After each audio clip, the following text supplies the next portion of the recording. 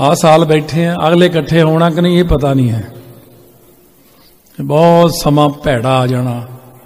मैं डराउंदा नहीं गा, मैं कहना सच है। मैं जिहड़े भी महापुरख कोल जाना वो सानू अलर्ट करते हैं, वो नाम जपी जाओ, संगत नूं वध तों वध अमृत छकाओ, इन्हां नूं जोड़ो, समा खतरनाक आ रहा।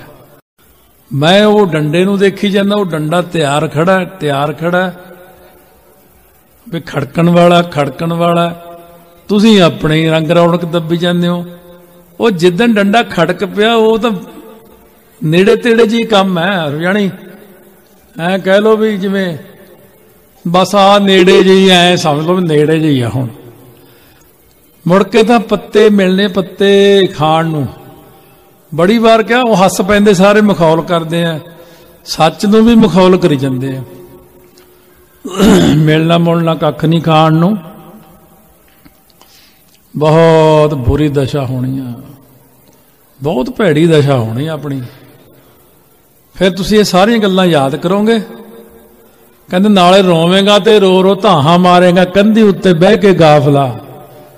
फिर कहोगे अमृत छकाओ, 5 पैरे लभणे नहीं, फिर ककार नहीं लभणे। हुण तां सवेरे गड्डी लिजाओ अमृतसर तो, भावें ट्रक भर लिओ ककारां दा, फिर तां गड्डी भी चलनी, पुल पल तां लभणे नहीं है, सड़क नहीं लभणी कोई सानू। क्योंकि असीं तां उहनां नाल संगत करदे हां जिहड़े तां बहुत पहुंचियां हस्तियां। एक बंदा कहंदा जिहड़ा लुधियाणे नूं ਇਹ दिल्ली तो लैके कई पुल नहीं बने अमृतसर तक। मैं कहा तू ऐ कह भी बन ना, ये पुल ना बनना। कहंदे क्यों? मैं कहा जिहड़े महापुरख होए ने ना इधर अंबाले कोले बहबलपुर पिंड दे कोले पिंड पैंदा एक, चढ़ाई कर गए हुण रवालों वाले महापुरुष, वो चढ़ाई कर गए। कहते महाराज आने वाला समा सारा गल दस दे। कहते महाराज वो वर्ल्ड वार कदों लगू?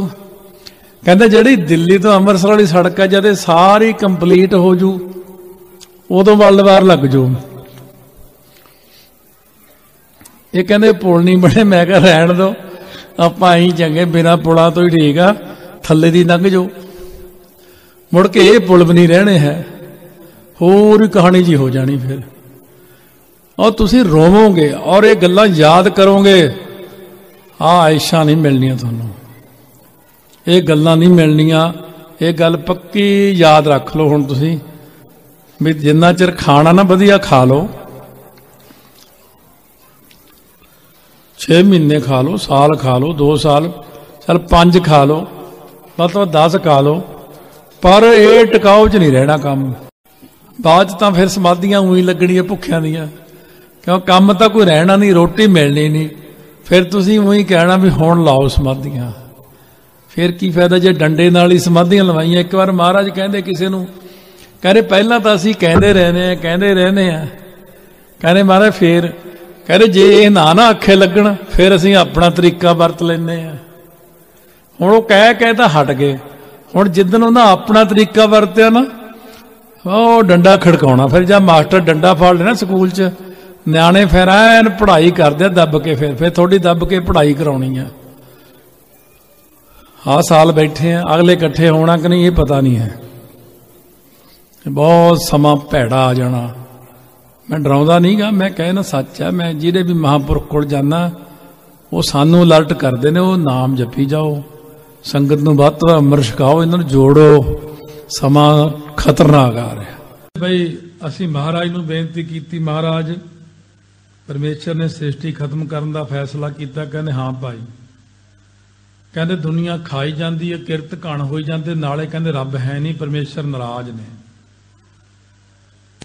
पर महात्मा सारे इकट्ठे होकर गुरु नानक साहब नूं कहण लगे, महाराज जिहड़ी अपनी संगत है ये तो नाम जपदी आ, अमृत छकिया, कई बाणी पढ़ते, कई चंगी अवस्था विच भी, इन्हां नूं तां महाराज किरपा करो। महाराज कहने अज 30 तरीक आ, फिर 30 नूं ही फिर इकट्ठे हो जाओ, 1 महीने तक आयो। कहने महीने बाद असी फिर सचखंड संत मंडल में हर का बास संत मंडल है, उत्थे जदों गए इकट्ठे होए, उस वक्त गुरु नानक साहब ने बचन किया, कहने संतो थोड़ी बेनती प्रवान हो गई है। ਤੁਸੀਂ ਆਪਣੇ ਆਪਣੇ ਸੰਗੀਆਂ ਨੂੰ ਰੱਖ ਲਿਓ, ਬਚਾ ਸਕਦੇ ਹੋ ਤੁਸੀਂ, ਬਾਕੀ ਰੱਖਣਾ ਉਹਨੇ ਕੁਛ ਨਹੀਂ ਹੈ।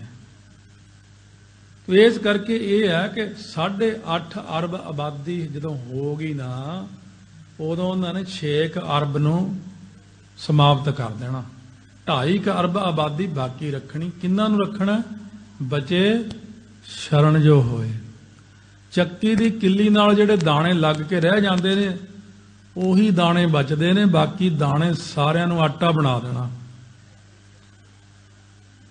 ਮੈਂ ਕਹਿੰਦਾ ਨਹੀਂ ਸੁਣਾਵਾਂ, ਪਰ ਫਿਰ ਪ੍ਰੇਰਣਾ ਹੋ ਜਾਂਦੀ, ਨਹੀਂ ਸੁਣਾ ਬਈ, ਹੁਣ ਇਹਨਾਂ ਨੂੰ ਸੁਣਾ, ਥੋੜਾ ਜਿਹਾ ਇਹਨਾਂ ਨੂੰ ਗਿਆਨ ਹੋ ਜਾਏ। ਤੁਸੀਂ ਕਹੋਗੇ ਹੋਣਾ ਨਹੀਂ, ਤੇ ਫਿਰ ਆਹ ਧਰਤੀ ਕਿਵੇਂ ਥੱਲੇ ਚਲੀ ਗਈ? ਹੁਣ ਇਹ ਤਾਂ ਹੋਣਾ ਹੀ ਹੋਣਾ, ਇਹਨੂੰ ਤਾਂ ਕੋਈ ਰੋਕ ਹੀ ਨਹੀਂ ਸਕਦਾ। ਬੰਦਗੀ ਮੈਂ ਤਾਈਓ ਕਹਿੰਦਾ ਜਿੰਨੀ ਜ਼ਿਆਦਾ ਕਰ ਲੋ ਚੰਗੀ ਹੈ। ਬਾਬਾ ਸ਼ੀਸ਼ਾ ਸਿੰਘ ਜੀ ਕਾਰ ਸੇਵਾ ਵਾਲੇ, ਹਜੂਰ ਸਾਹਿਬ ਵਾਲੇ, ਜਦ ਕੈਨੇਡਾ ਦੀਆਂ ਸੰਗਤਾਂ ਨੂੰ ਇਹ ਸਨ 2001 ਚ ਸਾਰਾ ਕੁਝ ਦੱਸ ਕੇ ਗਏ ਨੇ, ਆਹ ਹੋਣਾ, ਏਦਾਂ ਹੋਣਾ, ਏਦਾਂ ਹੋਣਾ।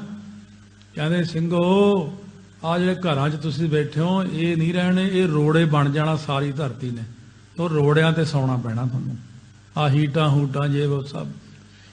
ਮਹਾਂਪੁਰਸ਼ ਕਹਿੰਦੇ ਸਿੰਘੋ, ਤੁਸੀਂ ਫਿਰ ਨਾ ਪਾਣੀ ਵਾਲੇ ਜਹਾਜ਼ਾਂ 'ਚ ਇੰਡੀਆ ਨੂੰ ਜਾਓਗੇ। ਬਹੁਤ ਕੁਝ ਦੱਸ ਕੇ ਗਏ ਸੰਗਤ ਨੂੰ ਉਹ। ਅੱਜ ਮੇਰੀ ਗੱਲ ਝੂਠ, ਮੈਂ ਗੁਰੂ ਗ੍ਰੰਥ ਸਾਹਿਬ ਦੇ ਬਹਿ ਕੇ ਕੋਲ ਝੂਠ ਕਿਉਂ ਬੋਲਾਂ ਬਈ? ਪੋਥੀ ਮੇਰੇ ਸਾਹਮਣੇ ਪਈ, ਮੈਂ ਕਿ ਝੂਠ ਬੋਲਾਂ? ਮੈਂ ਕਿਥੋਂ ਤੋਂ ਪੈਸੇ ਲੈਣੇ, ਵਡਿਆਈ ਚਾਹੁੰਦਾ ਕੋਈ? ਮੈਂ ਤਾਂ ਤੁਹਾਨੂੰ ਸੱਚਾਈ ਦੱਸਦਾ ਜੋ ਮਹਾਂਪੁਰਖਾਂ ਨੇ ਸਾਰਿਆਂ ਨੇ ਸਾਨੂੰ ਦੱਸੀ ਹੈ। ਉਹ ਜਦੋਂ ਪ੍ਰਮਾਤਮਾ, ਭਾਵੇਂ ਸਾਰਾ ਪਤਾ ਮਹਾਂਪੁਰਸ਼ਾਂ ਨੂੰ, ਪਰ ਮਹਾਂਪੁਰਸ਼ ਕਹਿੰਦੇ ਭਾਈ ਨਹੀਂ, ਭਲਾ ਹੀ ਕਰਨਾ ਚਾਹੀਦਾ ਦੁਨੀਆ ਦਾ, ਪਰਉਪਕਾਰ ਹੀ ਚੰਗਾ ਹੁੰਦਾ। ਆਪਾਂ ਹੁਣ ਭਲਾ ਹੀ ਚਾਹੁੰਦੇ ਸਭ ਦਾ, ਕਿਉਂ? ਜਦ ਫਿਰ ਕਿਸੇ ਨੂੰ ਆਪਾਂ ਦੁਖੀ ਦੇਖਾਂਗੇ ਤਾਂ ਆਪਾਂ ਵੀ ਦੁਖੀ ਹੋਵਾਂਗੇ। ਫਿਰ ਉਦੋਂ ਕਹਿਣਗੇ ਸਾਡੇ ਤੋਂ ਗਲਤੀ ਹੋ ਗਈ, ਸਾਨੂੰ ਬਚਾ ਲਓ। ਬਚਾਉਣਾ ਕਿਹਨੇ? ਸਭ ਨੂੰ ਆਪੋ ਆਪਣੀ ਪਈ ਹੋਣੀ ਹੈ। ਪਰਮੇਸ਼ਰ ਤੋਂ ਡਰੋ, ਜੇ ਉਹਨੇ ਮਾੜਾ ਜਿਹਾ ਐ ਸਿਰ ਹਿਲਾਇਆ, ਪਤਾ ਨਹੀਂ ਕੀ ਕੁਛ ਹੋ ਜਾਣਾ। ਹਾਲ ਤੱਕ ਤਾਂ ਤਰਸ ਹੀ ਕਰੀ ਜਾਂਦਾ, ਤਰਸ। ਤੇ ਉਹ ਕਹਿੰਦਾ ਮੈਂ ਖਤਮ ਕਰਨੀ ਆ, ਸੰਤ ਮਹਾਤਮਾ ਮੂਹਰੇ ਖੜ ਜਾਂਦਾ, ਮਹਾਰਾਜ ਨਿਆਣੇ ਆ, ਮਰ ਜਾਣਗੇ, ਰੁਲ ਜਾਣਗੇ ਵਿਚਾਰੇ, ਇਹ ਤਾਂ ਨਿਆਣੇ, ਇਹਨਾਂ ਦਾ ਗਲਤੀ ਕਰਨੀ ਹੈ। ਉਹ ਫਿਰ ਸਾਨੂੰ ਬਖਸ਼ਾ ਲੈਂਦੇ ਨੇ। ਮੈਂ ਮਹਾਂਪੁਰਸ਼ਾਂ ਨੂੰ ਬੇਨਤੀ ਕੀਤੀ ਸੀ, ਮੈਂ ਕਿਹਾ ਇਹਨਾਂ ਨੂੰ ਤੁਸੀਂ ਜਦ ਤੱਕ ਰੱਖੋਗੇ, ਇਹ ਫਿਰ ਕਿਹੜਾ ਪੁੰਨ ਦਾ ਕੰਮ ਕਰਨਗੇ? ਫੇਰ ਵੀ ਤਾਂ ਗਲਤੀਆਂ ਕਰਨਗੇ, ਜਾਣ ਦਿੰਦੇ ਤਾਂ। ਕਹਿੰਦੇ ਨਹੀਂ, ਆਪਾਂ ਆਪਣਾ ਕੰਮ ਕਰਨਾ, ਆਪਾਂ ਬਚਾਉਣੇ ਆ ਵੱਧ ਤੋਂ ਵੱਧ। ਇਹ ਨਾ ਕਹਿਣ ਵੀ ਕਿਸੇ ਨੇ ਸਾਨੂੰ ਬਚਾਇਆ ਨਹੀਂ। ਪਰਮਾਤਮਾ ਦੇ ਪਿਆਰੇ ਸਾਨੂੰ ਬਚਾਉਂਦੇ ਨੇ। ਬੜੀਆਂ ਬੜੀਆਂ ਚੀਜ਼ਾਂ ਸਾਡੇ ਕੋਲ ਪਈਆਂ, ਪ੍ਰਤੱਖ ਦੇਖੀਆਂ, ਲਿਖੀਆਂ, ਮਿਲੀਆਂ ਸਭ। ਆਹ ਸਾਲ ਬੈਠੇ ਆ, ਅਗਲੇ ਇਕੱਠੇ ਹੋਣਾ ਕਿ ਨਹੀਂ ਇਹ ਪਤਾ ਨਹੀਂ ਹੈ। ਬਹੁਤ ਸਮਾਂ ਭੈੜਾ ਆ ਜਾਣਾ। ਮੈਂ ਡਰਾਉਂਦਾ ਨਹੀਂ ਗਾ, ਮੈਂ ਕਹਿਣਾ ਸੱਚ ਹੈ। ਮੈਂ ਜਿਹੜੇ ਵੀ ਮਹਾਂਪੁਰਖ ਕੋਲ ਜਾਂਦਾ, ਉਹ ਸਾਨੂੰ ਅਲਰਟ ਕਰਦੇ ਨੇ, ਉਹ ਨਾਮ ਜਪੀ ਜਾਓ, ਸੰਗਤ ਨੂੰ ਵੱਧ ਤੋਂ ਵੱਧ ਅੰਮ੍ਰਿਤ ਛਕਾਓ, ਇਹਨਾਂ ਨੂੰ ਜੋੜੋ, ਸਮਾਂ ਖਤਰਨਾਕ ਆ ਰਿਹਾ।